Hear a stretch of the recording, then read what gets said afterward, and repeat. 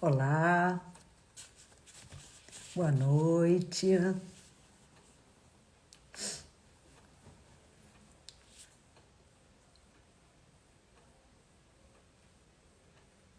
Olá, Luciola, tudo bem? Eu estou só aguardando mais um pouco para que a gente comece.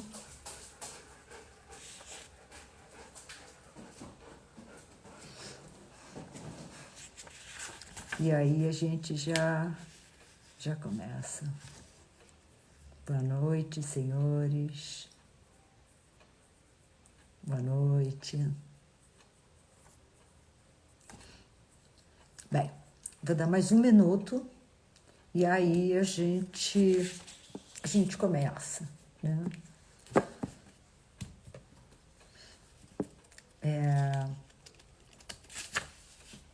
Eu acho que dá para ir, boa noite, começando devagar, que aí a gente faz a live sem correria. Bem, a live de hoje tem o título Resiliência, da pandemia às relações amorosas. Vocês que me conhecem, que me acompanham já há um tempo, devem estar pensando, né? Lá vem ela com as reflexões dela. Com certeza. E por quapá, né? E por que não? Eu vou iniciar a live de hoje com a fala de um psicólogo, psicoterapeuta, psiquiatra, suíço e fundador da psicologia analítica ou psicologia complexa, chamado Jung, Carl Gustav Jung. Ele nasceu em 1875 e morreu em 1961. Então, ele pega o final do século XIX e até meados, mais ou menos, do século XX, né? Ele tem um livro chamado O Homem e Seus Símbolos. E nesse livro, O Homem e Seus Símbolos, o Jung diz o seguinte, eu não estou dizendo com as palavras dele, né? Eu estou dizendo com as minhas palavras.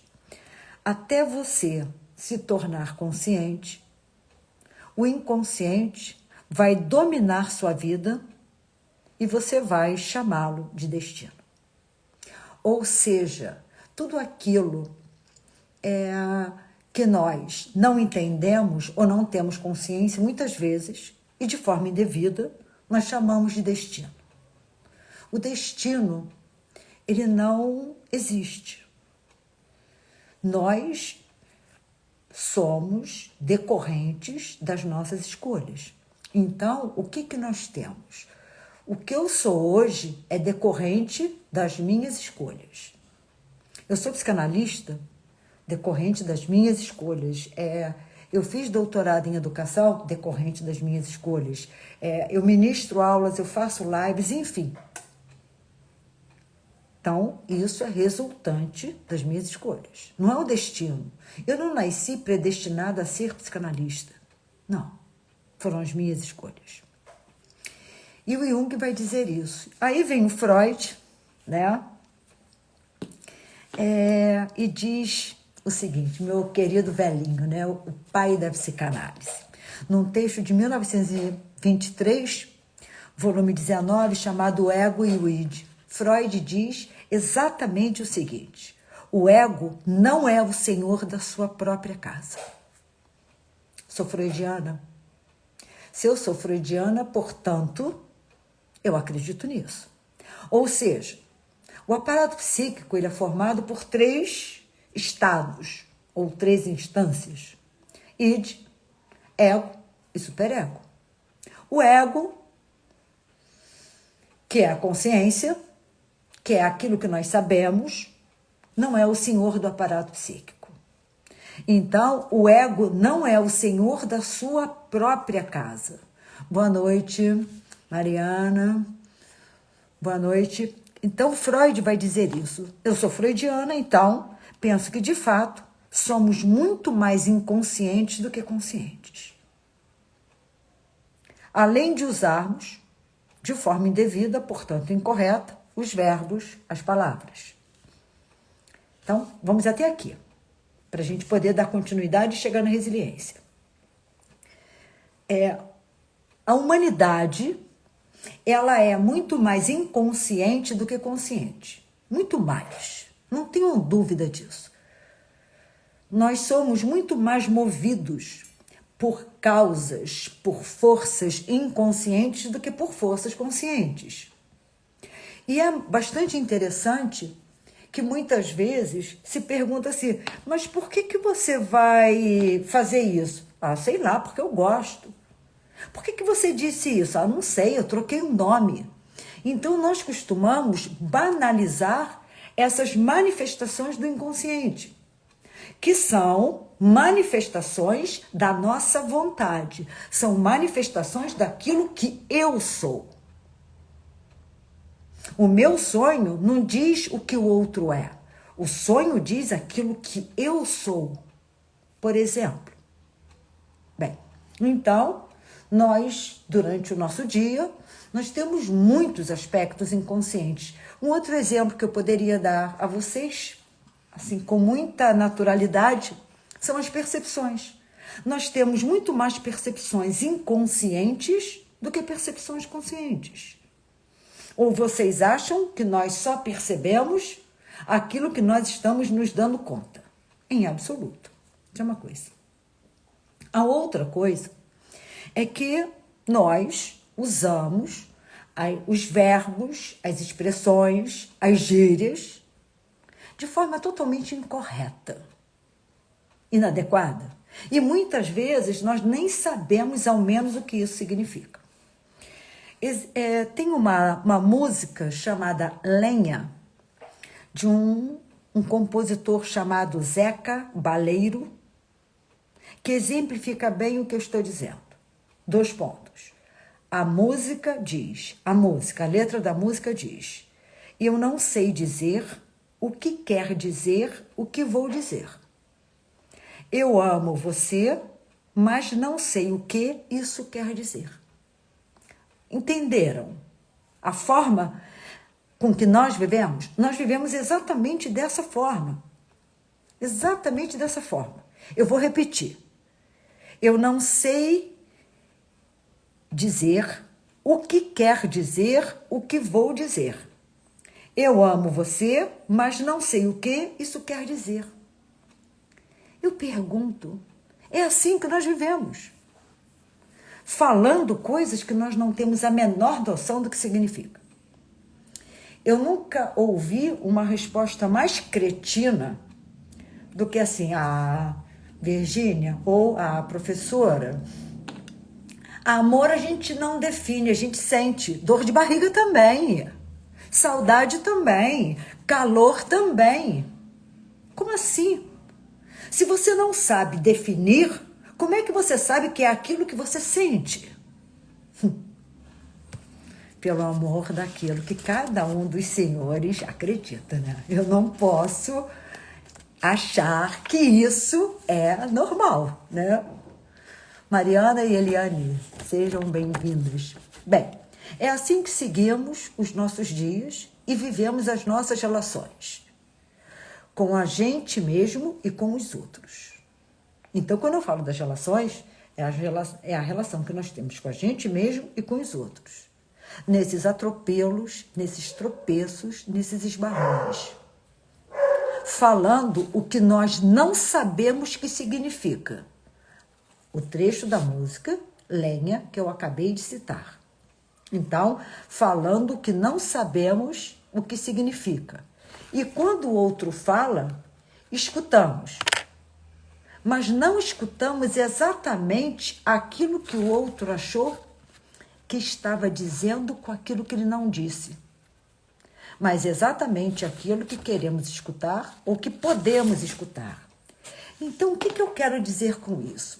Eu quero dizer com isso que as relações interpessoais, amorosas, profissionais, políticas, religiosas, elas são uma fonte de mal-estar muito poderosa, porque primeiro que é nas relações interpessoais que as pessoas procuram a felicidade.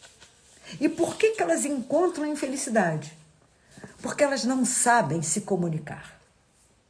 O outro quer que você entenda aquilo que ele quis dizer com aquilo que ele não disse. E você vai escutar, não essa confusão toda, mas aquilo que você quer escutar ou que você pode escutar.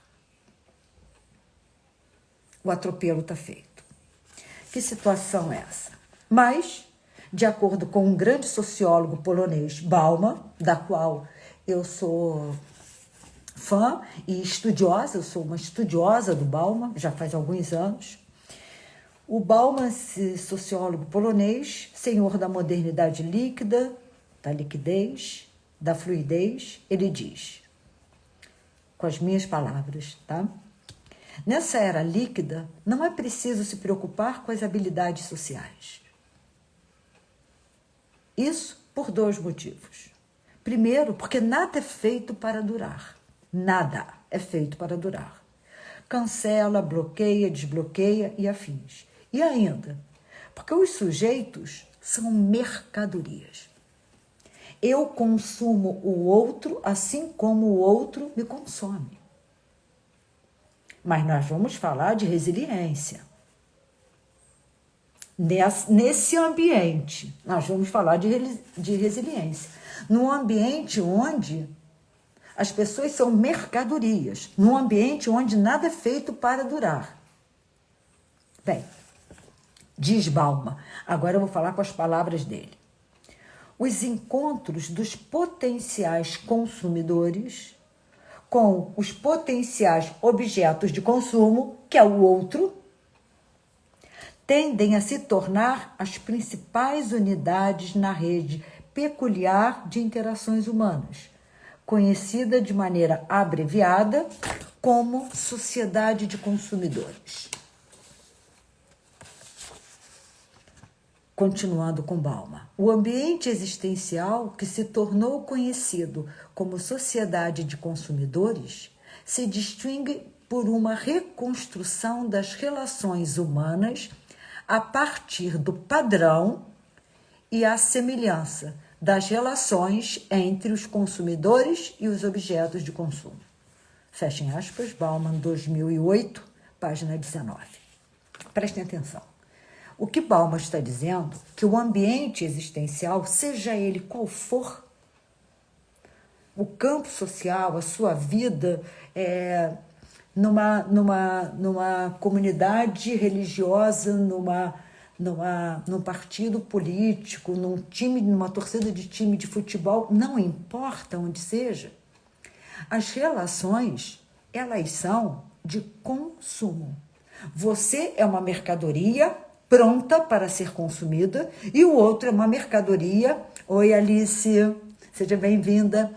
E o outro é uma mercadoria pronto para ser consumido.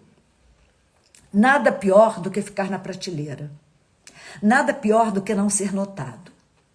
Nada pior do que não ser reconhecido. Nada pior do que não ser desejado. Diz Bauman, a invisibilidade na era que nós vivemos é sinônimo de morte. Bem, então, vive-se numa sociedade que tudo flutua e se esvai com uma rapidez que quase não se tem como refletir sobre, porque o objeto ou a situação, no momento seguinte, já se transformou. Entendam? Em outras palavras, tudo flutua com igual gravidade específica da corrente, do dinheiro. Entenda-se, do mercado, da moeda e da mídia. Então, o ambiente, ele não te dá tempo para você pensar, para você refletir, para você ter uma postura crítica e reflexiva diante da vida. Porque o que é hoje, daqui a pouco não é mais. O que era, ainda há pouco, há 3 horas, não é mais. Tudo muda muito rápido. Então, reflexão, a crítica, essas posturas, elas ficam de fora. Você não tem tempo para isso. Quando você vai ter uma postura crítica, já não é mais aquilo, já é uma outra coisa. Como assim? Bem, então, Nós vivemos num mundo em que a moda dita no que você deve se transformar e o que você deve consumir. Se eu estiver enganada, por gentileza, me corrijam. Me corrijam. Resiliência. Vamos entrando na resiliência. É mais um desses termos, expressões e gírias que entram na moda. A resiliência entrou na moda. Tais como empatia. Empatia é um termo que entrou na moda. Fake news é uma expressão que está na moda. Spoiler. Vai dar spoiler. Você não vai fazer isso, né? Não vai dar spoiler. Ei, você deu spoiler. Como assim, né? Tem muita gente que fala, não sabe nem o que está falando. Ranço. Gringe. Cancelado, sextou, stalkear. Stalkear. Dentre tantas outras. Tudo é passageiro. Essas gírias são passageiras. Esses termos são passageiros. São passageiros porque estão na moda. E tudo que está na moda passa. Não é para ficar. Os verbos desaparecem, como desaparecem as expressões e as gírias, que, como num piscar de olhos, são substituídas.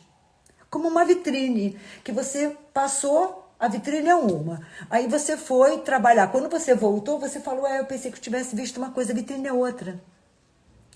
A moda é isso. A moda, ela te induz. Então, essas expressões estão na moda. Essas terminologias, esses verbos estão na moda. Empatia e resiliência nem se fala, né? Nem se fala. Bem, então, os verbos desaparecem, como desaparecem as expressões e as gírias, como num piscar de olhos, são substituídos. Nada é feito para durar e nada é produzido para ser pensado, refletido. Tudo é produzido para o consumo imediato seguido do descarte. Então, você tem que descartar. Você precisa consumir, descartar, consumir, descartar, consumir, descartar. Esse é o ciclo. Esse é o ciclo da terminologia. Só que o que nós precisamos ficar atentos é que da mesma forma que que tem esse ciclo rege a nossa vida.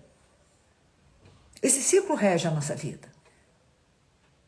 Então, isso é que é complicado. Bem, então, hoje, né, é consumo, você consome e descarta, né? Vai descartando, consumindo e descartando. Assim como o outro faz isso com você.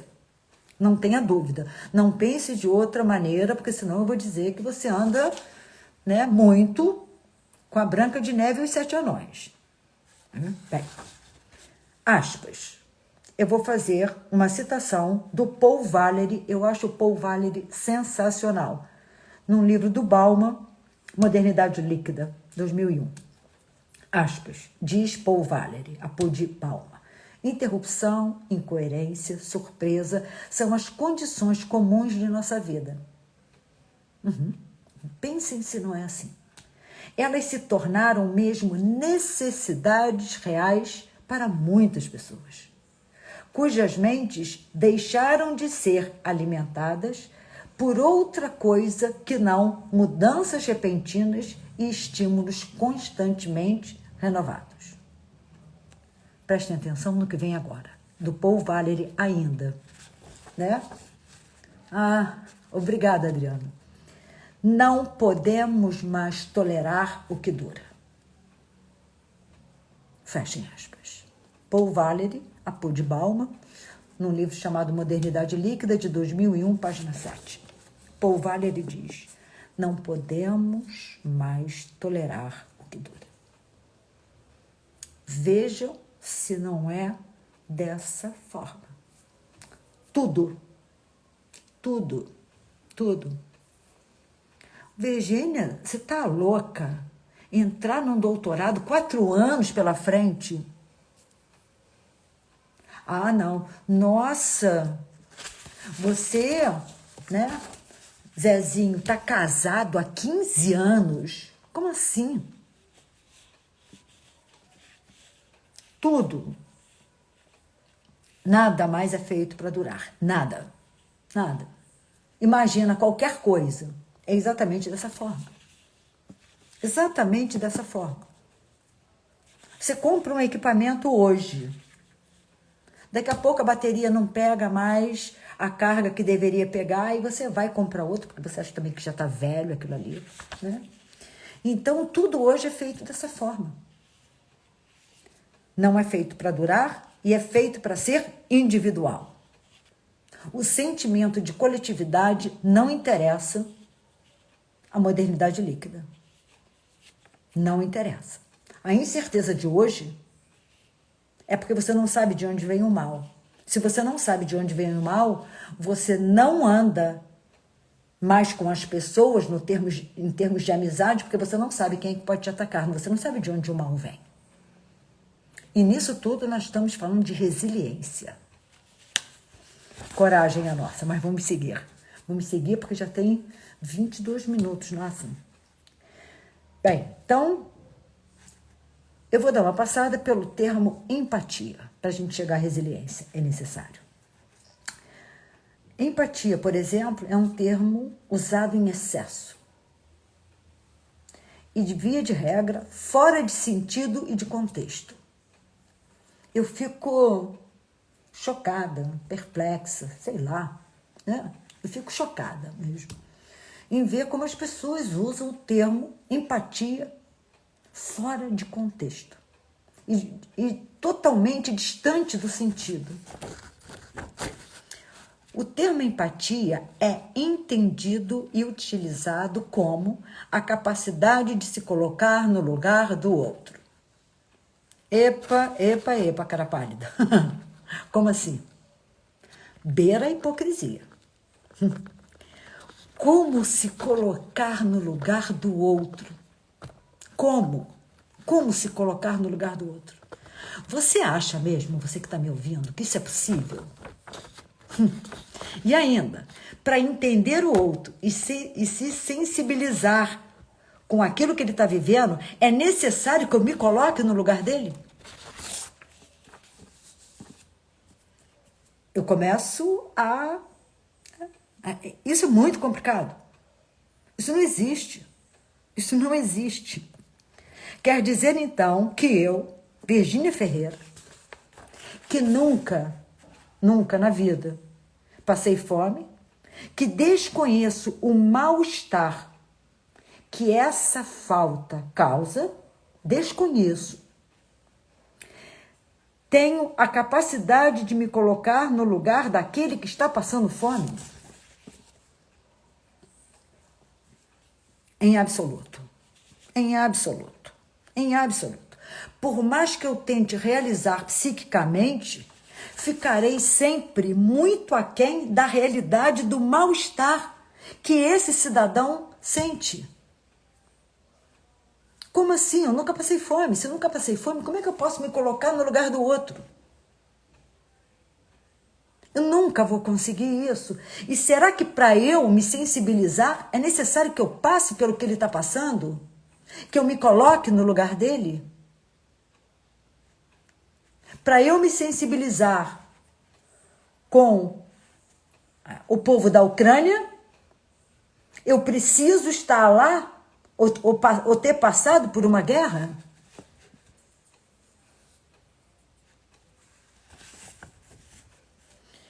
Bem, entretanto, é totalmente desnecessário que eu tente entrar no lugar do outro para entendê-lo. Me sensibilizar, me solidarizar e fazer alguma coisa por ele.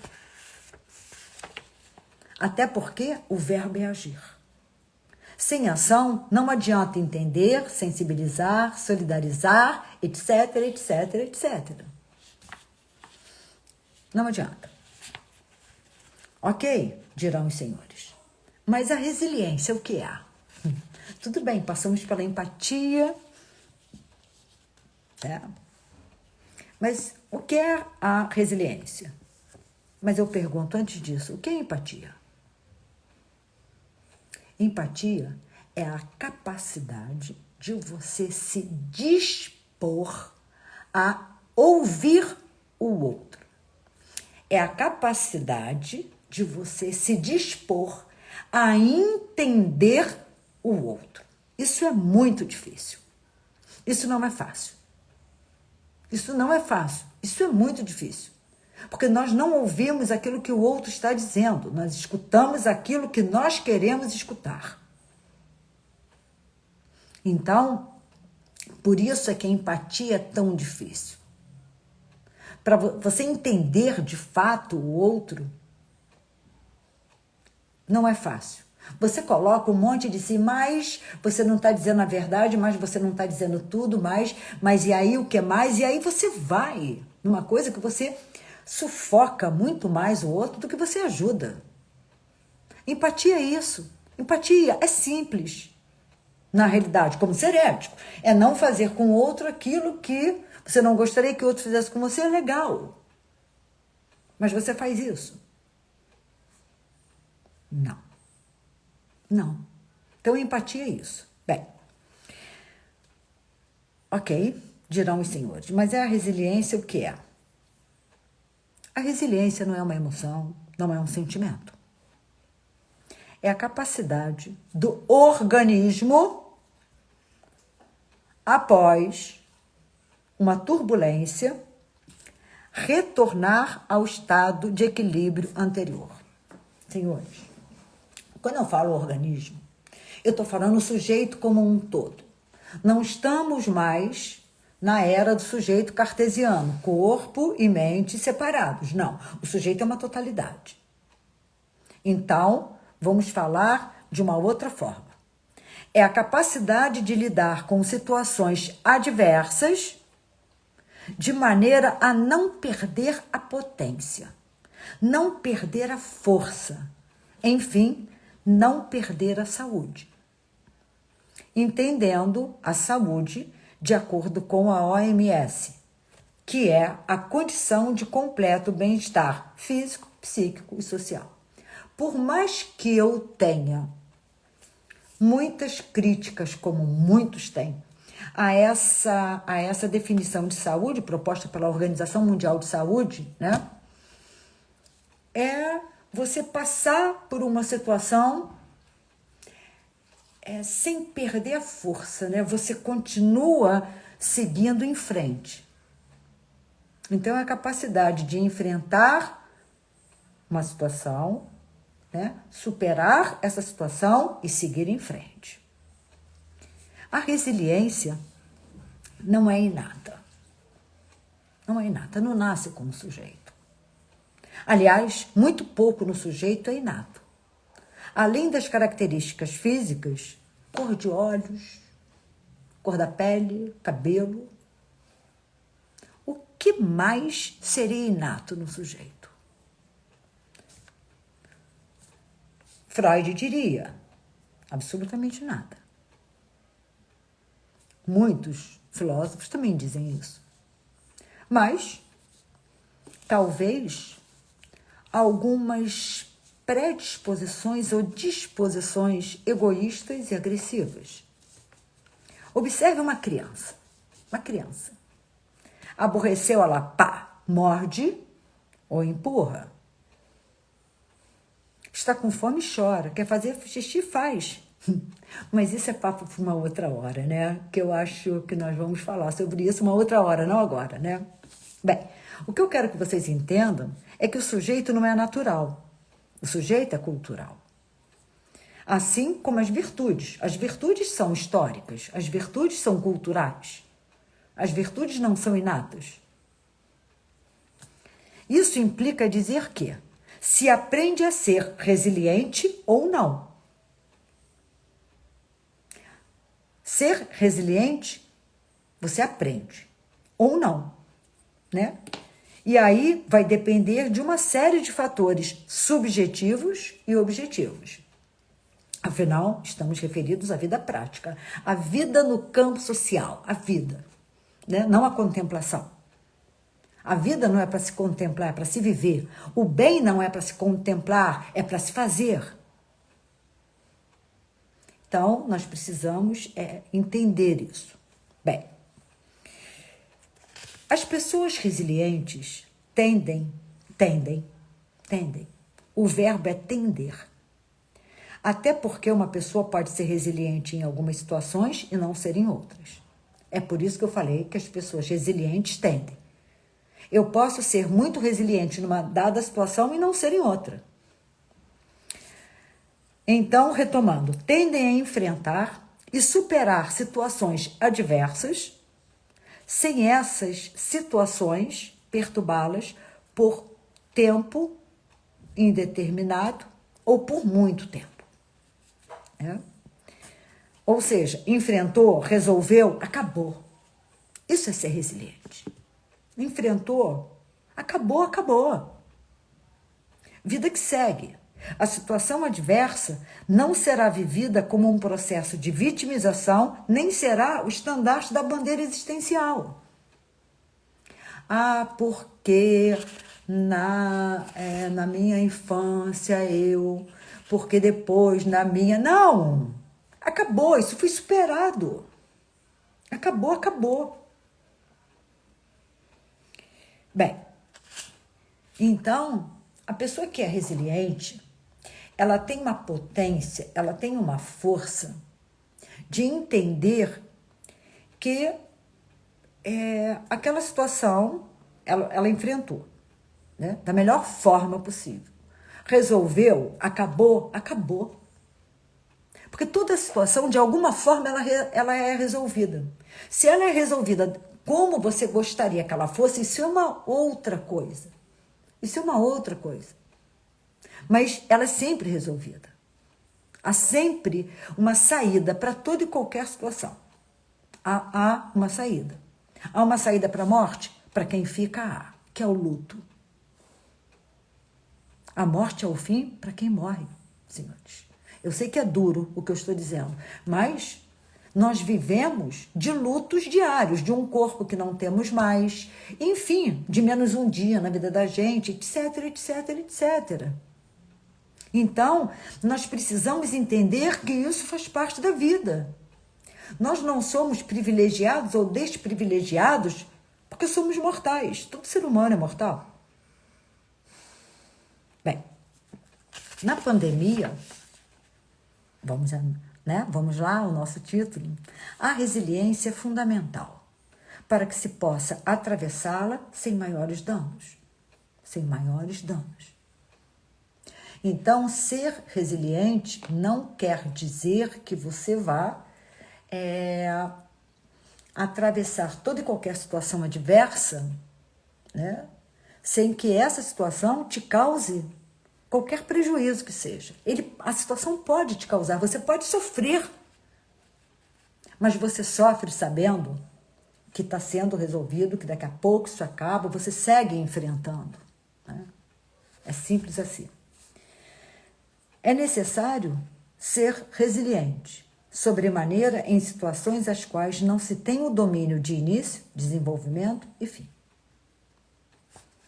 Eu não tenho o domínio sobre nada quanto à pandemia. Tudo que eu tenho a fazer é cumprir os protocolos sanitários. Eu preciso cumprir os protocolos sanitários, e dar continuidade à vida da forma que for possível. A vida não precisa parar, porque nós estamos, né, ou estávamos, eu acho que estamos ainda, né, numa pandemia. A vida que segue, senhores. Não é exatamente da forma que queremos, mas segue. Aliás, eu pergunto, será que um dia a vida de cada um de nós seguiu exatamente da forma que gostaríamos? Fica a pergunta. Bem, no que diz respeito às relações amorosas, é muito delicado, né? Então, a resiliência. Nós estamos fazendo um percurso, né? Contextualizamos a época que nós vivemos, fomos para a pandemia, agora chegamos às relações amorosas. Chegamos a elas. Onde há afeto, a resiliência raramente está presente. Aonde há afeto, a resiliência raramente está presente. Digo isso porque não podemos confundir colocar uma pedra na situação e resiliência. Colocar uma pedra significa não resolver a situação. Não resolver. Mas sim não falar mais nela, como se isso fosse resolver. Não resolve. Não resolve. Né? É uma bobagem. Vamos colocar uma pedra e não se fala mais nisso. Não resolve. Resiliência é a capacidade de enfrentar, resolver e findar. Mas findar a situação porque de fato foi resolvida. Não é para não se falar mais. É não se falar mais porque aquilo ali foi esgotado, aquilo ali acabou, aquilo ali foi resolvido. Eu não sei se os senhores perceberam, mas no que diz respeito à pandemia, por exemplo, as pessoas aos poucos estão voltando mais à vida. As pessoas estão mais no social, as pessoas com máscara, com todos os cuidados, mas as pessoas estão voltando à vida. Não é que elas usem máscara como uma coisa natural, passou a fazer parte do corpo delas. Não, não é isso. Mas elas estão entendendo que a vida não precisou parar. E que a vida está retomando o seu curso. Isso é importante.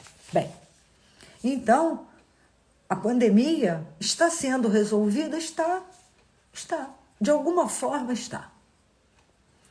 Penso que não seria exatamente resiliência numa relação amorosa. Mas entender que toda e qualquer relação, seja ela amorosa ou não, só se sustenta caso as pessoas envolvidas entendam que é necessário abrir mão de algumas exigências e vaidades quando se vive no campo social e que isso faz parte da vida. Isso é importante, né? Por quê? Porque para eu viver no campo social, eu tenho que abrir mão das minhas exigências. Eu não posso fazer o que eu quero na hora que eu quero. Não posso. Eu tenho que abrir mão de uma série de exigências para que eu possa viver no campo social. Então, viver no campo social é abrir mão de exigências e vaidades. Quanto mais estreito for a relação, mais você tem que abrir mão. Não se iluda. Não se iluda. Você tem que abrir mão e o outro também. As pessoas envolvidas na relação precisam abrir mão. Então, eu não tenho que ser resiliente. Eu tenho que saber que eu preciso abrir mão de algumas exigências minhas. E que o outro tem que abrir mão de algumas exigências dele. Agora, se entra numa relação amorosa, achando que com o tempo o outro vai se transformar, aí o outro tem mais é que ir embora. Tem mais é que ir embora. Eu aprendi que se o outro diz para você, ou eu, ou, não importa, escolha sempre o ou, nunca o outro. Nunca o outro. Porque senão o outro vai fazer sempre isso com você, né? Ou eu, ou os seus livros. Ou eu, ou a sua Coca-Cola. Ou eu, ele vai sair perdendo. Então, nós queremos resiliência nas relações amorosas. Você quer que o outro seja resiliente com você. E você é cheia de exigências com ele. E você quer que ele seja resiliente porque você é assim. Não é assim. Senão, o que se tem são os barrões, atropelamentos. E isso não é relação. Bem, ninguém é mais triste ou mais alegre porque abre mão de algumas exigências, em absoluto. Ou você aceita o outro da forma que ele é, ou parte para outra relação, entende? Agora, se o outro tem que ser da forma que você entende que ele tem que ser, resiliência nem cabe nesse caso. Nem cabe nesse caso. Resiliência nem cabe. Então, quando se fala de resiliência nas relações amorosas, você tem que ser resiliente com o outro em quê? De acordo com o meu entendimento e de acordo com a minha vivência na clínica psicanalítica, são muitos anos, a resiliência é necessária, sobremodo, quando a situação adversa não depende de você. Por exemplo, a pandemia não depende de nós. O que nós temos que fazer é cumprir os protocolos sanitários, mas não depende de nós. A iminência de uma terceira guerra mundial não depende de nós. Não depende, definitivamente não depende. Fazer sol, enfim, temos que ter a capacidade de agir, enfrentar a situação, resolvê-la da melhor maneira possível e seguir em frente, independente das consequências. Então, eu preciso ser resiliente, por exemplo, se eu, de uma hora para outra, for descoberta uma doença. Eu preciso ser resiliente. Mas a resiliência não é parar o movimento. Resiliente é aquele que aceita o que está acontecendo, enfrenta, resolve e supera. Isso é ser resiliente. Porque muitas vezes ser resiliente dá a impressão de que uma pessoa ser resiliente é aquela que aceita de braços abertos o que vem, em absoluto. Primeiro, a resiliência está muito mais ligada àquilo que está fora do nosso alcance de ação. Primeiro. Segundo, não é aceitar. Foram-se os anéis, mas ficaram-se os dedos. Resiliência, não. Não. Aí é alienação, sei lá o quê, mas não é resiliência, tá? Não é. Então, nós temos que enfrentar a situação, resolver a situação e superar a situação. Tá? Bem, então, o que eu gostaria assim, de falar com vocês, né? O nosso horário está terminando, o seguinte, para a gente ser resiliente, porque a vantagem é nossa e a vantagem é do outro também. Do outro. Porque se eu sou resiliente, não é sinônimo de alienação, por favor. Se eu sou resiliente, a minha vida não para. Eu parto para resolver. É bom para mim e bom para o outro, porque me perdoa a objetividade. Mas quando nós não somos resilientes, quem paga somos nós e o outro. Somos nós e o outro. Porque você fica no outro falando, e o outro não aguenta mais e fazendo cara de paisagem para você, ele não aguenta mais. Bem, então, primeiro, nós temos que saber que somos humanos. É a primeira coisa, somos humanos. Isso quer dizer que somos limitados. Então, nós temos que saber o que depende de nós e o que não depende de nós. Primeiro. Segundo, nós precisamos saber o que depende em parte de nós e em parte do outro.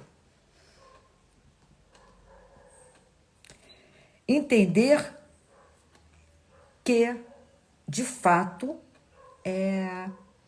somos limitados. Se somos limitados, precisamos identificar as nossas limitações e as nossas potencialidades.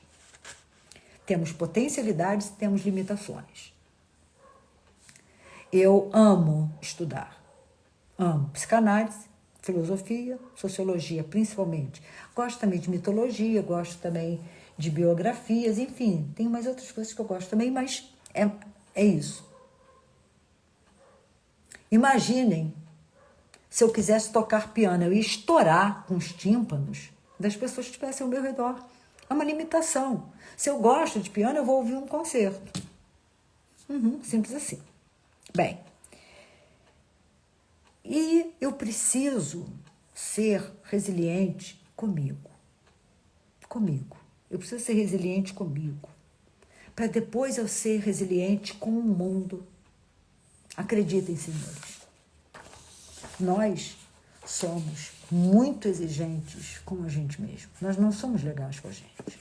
Nós exigimos coisas da gente que estão fora do nosso alcance e assim nós fazemos com o outro e assim nós fazemos com as situações, com a vida. E aí nos frustramos. Mas nos frustramos porque queremos aquilo que nós não temos condições de nos dar. Ou queremos do outro aquilo que ele não tem para nos dar ou não quer nos dar. Bem, e aí eu digo aos senhores, né? A resiliência, segundo o meu entendimento, é uma virtude. É uma virtude que nós aprendemos e que facilita muito o bem-estar da vida no campo social, né? Mas eu gostaria que os senhores entendessem também que nós precisamos ser resilientes não em situações que nós mesmos causamos os problemas. Eu não tenho que ser resiliente comigo se eu mesmo causo os problemas.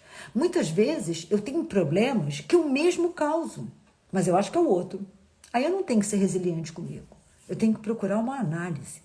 Eu tenho que procurar uma terapia. É isso que eu preciso, né? Eu acho que a gente precisa ser legal com a gente mesmo, né? Identificar e aceitar o que somos e aceitar o outro como ele é, ou não aceita e não fica com ele, né? E que isso é que pode, é isso o limiar do que pode nos fazer feliz ou infeliz. Se eu começo a não ser legal comigo, e eu começo a tentar me transformar naquilo que eu acho que o outro quer que eu seja, aí você fala em resiliência. Como? Eu sou da forma que eu sou. O outro é da forma que ele é. Ou nos damos bem, ou seguimos outros caminhos. É simples assim. O que nos faz infeliz são as expectativas frustradas. Porque queremos alguma coisa da gente que está fora do nosso campo de possibilidades. Queremos alguma coisa do outro que está fora do campo de possibilidades do outro. E aí falamos, nós temos que ser resilientes com o outro. Não! Nós temos que ser com o outro dentro da realidade, dentro desse campo de possibilidades. Aí não é resiliência, é afeto. Mas o afeto não pode me cegar e eu achar que o outro é aquilo que eu construí dele. O outro é o que ele é. Eu sou aquilo que eu sou. Bem, somos seres simples, mas nos perdemos em querer ser complexos. É exatamente o que eu penso. Sigamos a nossa natureza, senhores. Sigamos a nossa natureza. O budismo, eu não sou budista, mas eu conheço muito do budismo porque há vários pontos de convergência entre o budismo e a psicanálise. O budismo diz, né, que o que nos faz infeliz é que nós temos expectativas. Nós não vivemos o presente.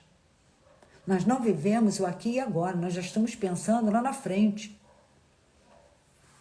Me perdoe, o animal, ele é feliz porque ele é simples. Ele vive o agora.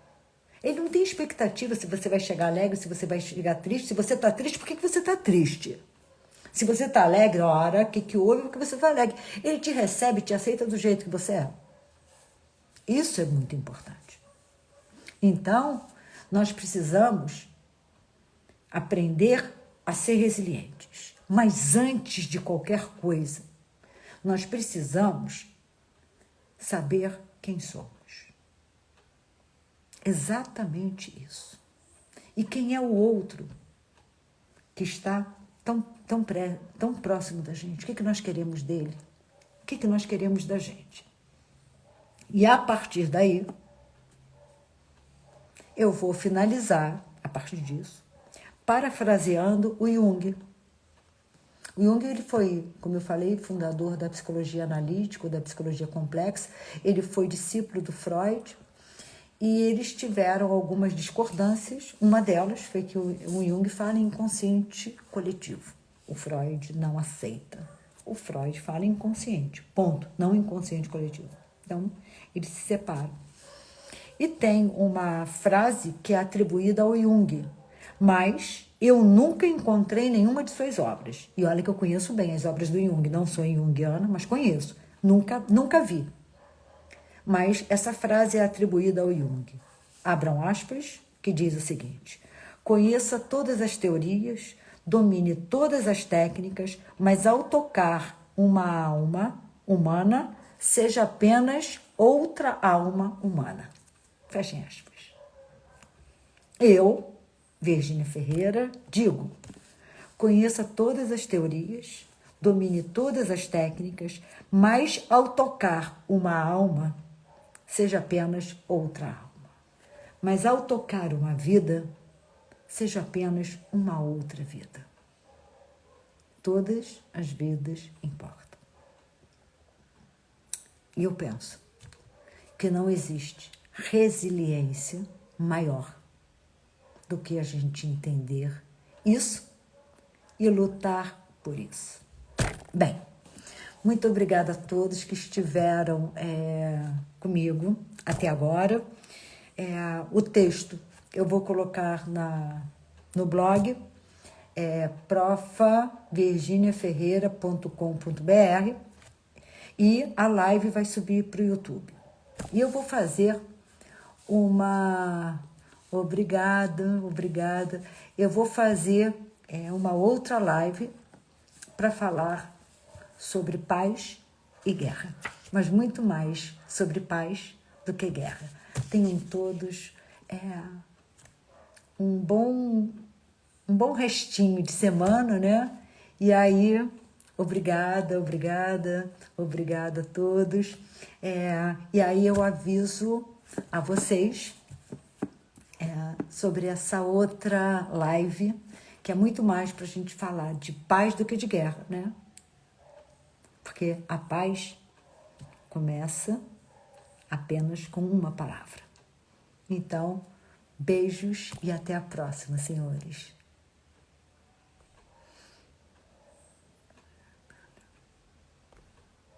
Peraí.